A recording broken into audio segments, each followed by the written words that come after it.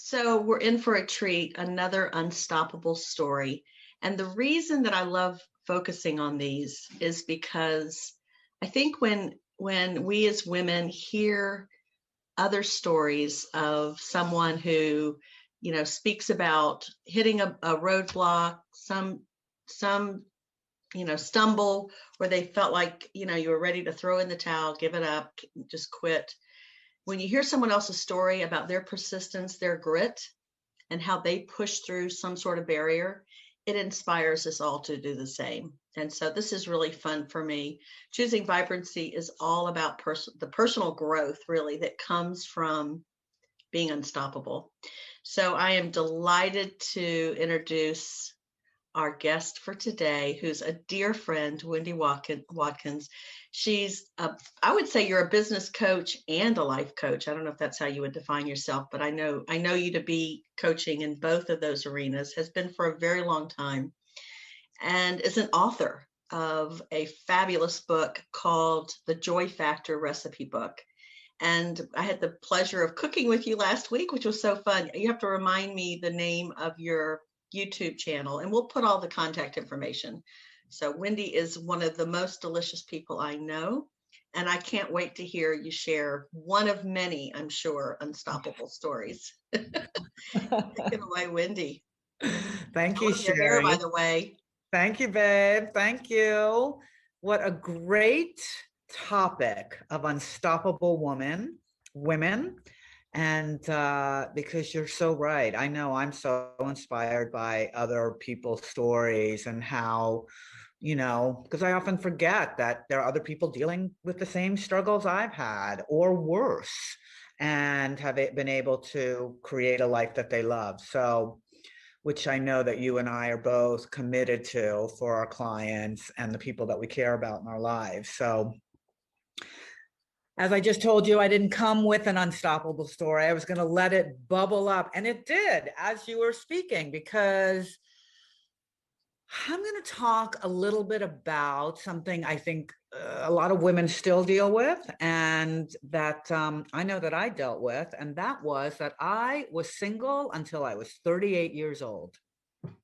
That I was a woman that dated all the wrong men to lead me to the right man. Now, at the time, I didn't realize that that's what was happening, that all of those experiences were helping me get clear on what I did not want.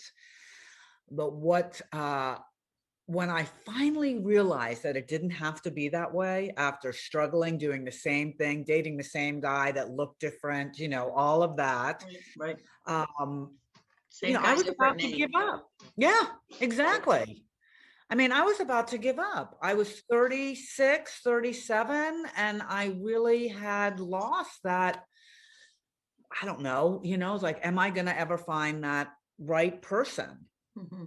And I knew in my heart of hearts that he was out there, but I didn't realize what I needed to do to make it happen. I didn't know. I had to do something different. So, I got clear on what I really wanted, because I kept putting my attention on what I didn't want. I knew what I didn't want, and I kept thinking about it, and I didn't realize how powerful I was, that I was just manifesting the same thing over and over again. Right. So part of my clarity came from, I was with my friend Christopher, and we used a book by Sonia Coquette called Creating Your Heart's Desire. And we would meet every Monday, and we would work our chapter in the book and gaining clarity on who our heart's desire was. And we would eat dinner, and then we'd watch Ally McBeal. So you know how long ago this was, right? That we're talking about.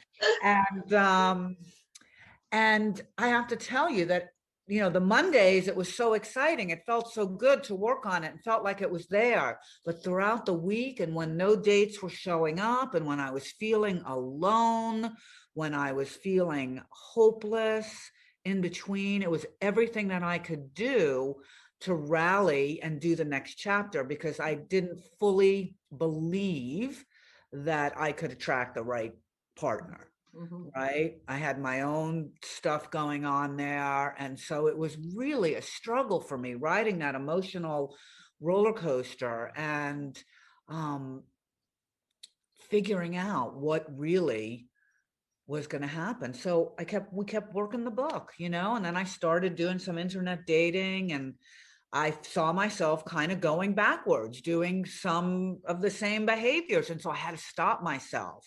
And really, as much as it was important doing the other work for the book, I had to realize, do the hardest work, which was changing myself. Yeah.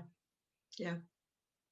Right. Of really Yeah. looking at Well, that. I think it's so critical that you you have a willingness to let go of the story you keep telling about yourself. Yes. Not only let go, but pretty much rewrite it.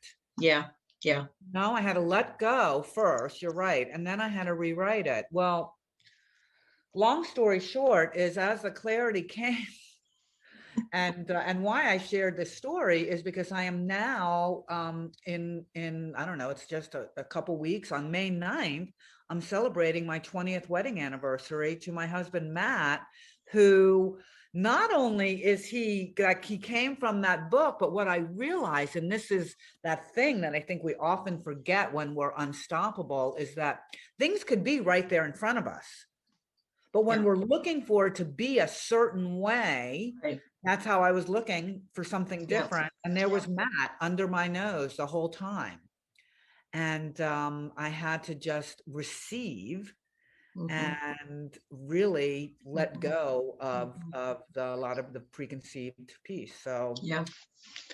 Thank you. Those are some great gems interspersed in your story.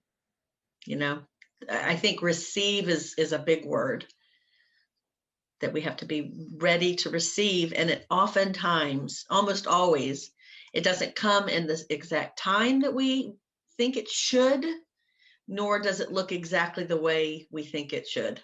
It's yes. And it's like you can't look at just the surface. You have to look a little deeper. So good for you. Great story.